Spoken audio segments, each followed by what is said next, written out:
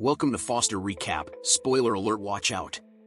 In 1988, businessman Dae-su is arrested for public drunkenness, causing a commotion in the police station. After his friend Juwon picks him up, he realizes he missed his daughter's 4th birthday due to being in the police station. He hurriedly calls his wife, asking her not to start the party until he arrives. As a birthday present, he brings a pair of wings for his daughter. However, before he can celebrate with his family, Dae-su is abruptly kidnapped by an unknown man.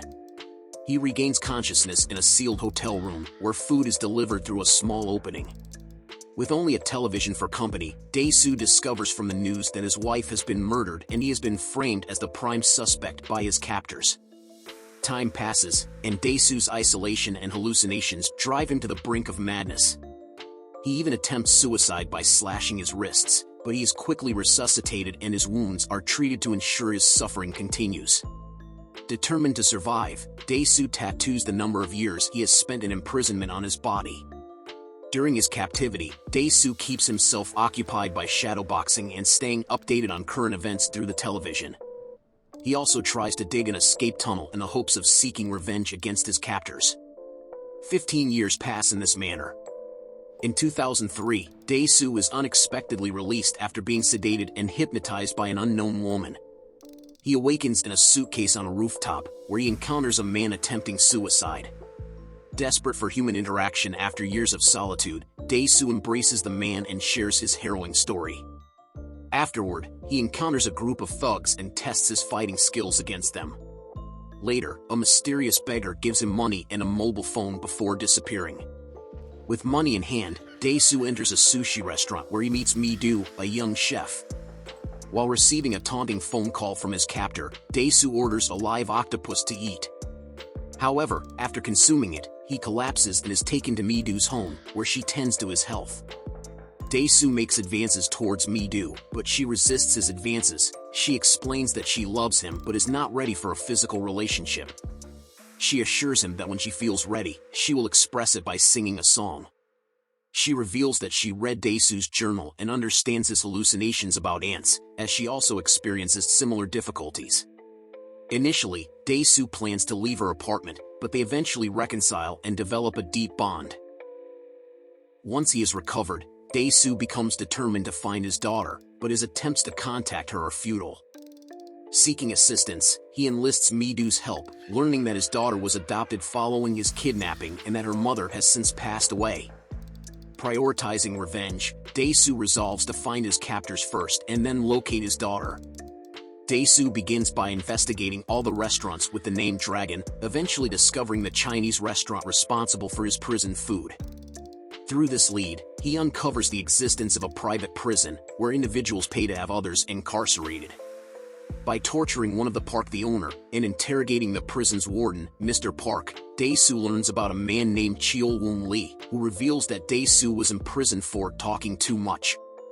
As Dae-su prepares to leave, he is ambushed by Park's guards, leading to a fierce fight in a corridor. Though Dae-su sustains a stab wound, he manages to defeat his attackers and kick their ass. Dae-su, heavily injured and covered in blood, stumbles through the streets. A stranger comes to his aid, recognizing Dae-su's name and address. Dae-su reunites with his friend at an internet cafe, and they embrace. Through hacking Mi-do's computer, Dae-su discovers that she has been chatting with a mysterious man online. Back at Mi-do's apartment, Dae-su confronts her and ties her up, believing she is involved. Despite her protests of innocence, Dae-su doesn't listen. The man she has been communicating with turns out to be their neighbor. Dae-su's captor is revealed to be a wealthy businessman named Lee Woo-jin. Lee gives Dae-su an ultimatum challenge: if he can uncover the motive behind his imprisonment within 5 days, Lee will kill himself, otherwise, he will kill Mi-do. Furthermore, he warns Dae-su that he carries a remote for his own pacemaker, threatening to use it to commit suicide and prevent Dae-su from learning the truth behind his imprisonment. Dae-su went to his room and finds where he discovers that Mi-do has been captured by Park. She was tied half-naked, who seeks revenge. Park and his men torture Dae-su, but he laughs defiantly. Enraged, Park attempts to kill Dae-su, but Lee's assistant intervenes, bribing Park to spare Dae-su's life.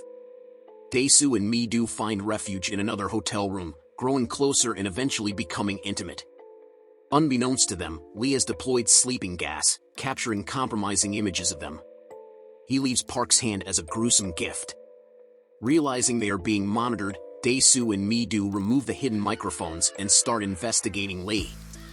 They visit his former school and find that Lee was their classmate. Meanwhile, Ju-won, who contacts Dae-su with crucial information, is murdered by Lee during their phone call. Fearful for Mi-do's safety, Dae-su leaves her with Park, believing him to be an ally. He visits their school friends, where one of them now runs a hair salon. There, Dae-su recalls a memory of witnessing Lee engaging in incestuous acts with his own sister, leading to gossip and tragedy. Lee's sister ultimately committed suicide after rumors of a phantom pregnancy spread. Grief-stricken, Lee sought revenge on those responsible. Remembering the past, Dae-su heads to Lee's penthouse apartment. As he seeks revenge, he discovers photos of Lee's sister near the same bridge where she took her own life. It becomes clear that Lee actually murdered his sister, driven by the consequences of Dae-su's spreading of the gossip. Lee reveals a purple box containing a family album, showcasing pictures of Dae-su, his wife, and their infant daughter from 15 years earlier. The album progresses to photos of Dae-su's daughter as she grows up. Lee discloses that Mi-do is, in fact, Dae-su's own daughter, and he orchestrated events through hypnosis to make them fall in love. His twisted plan was to make Dae-su experience the same pain of incest. Lee only lead them both sleep with each other that he had endured. Lee reveals that Mr. Park is still under his employment and threatens to tell Mi-do the truth. Dae-su becomes enraged and attacks Lee. In the ensuing fight, Lee's assistant intervenes and ends up being killed by Lee to inflict more sadness upon Dae-su. Overwhelmed with sadness, Dae-su apologizes to Lee for spreading the rumor that led to his sister's death. He offers to humiliate himself by begging on all fours and even cuts out his own tongue as an act of penance. Eventually, Lee accepts Dae-su's apology and instructs Mr. Park not to disclose the truth to Mi-do. Lee drops what appears to be the remote for his pacemaker and walks away. Dae-su activates the device in an attempt to kill Lee but realizes it is actually the remote for a tape recorder. The recorder plays an audio recording of Dae-su and Mi-do's intimate moments through large loudspeakers. Devastated, Dae-su collapses in despair. Meanwhile, Lee enters a penthouse elevator and, recalling his sister's suicide, shoots himself in the head, resulting in his death.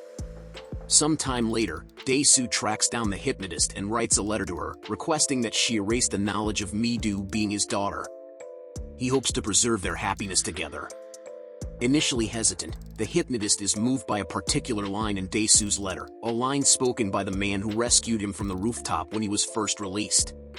Later, Mi-do discovers Dae-su lying in the snow, but the hypnotist is nowhere to be found. Mi-do confesses her love for Dae-su, and they embrace. Dae-su's smile gradually transforms into a more ambiguous expression. The end. Thank you for watching our content. Over 99% seeing our videos without subscribing. It means small to you, but it is very encouraging for us. Please subscribe if you like our video. Please like, share and comment to support our efforts.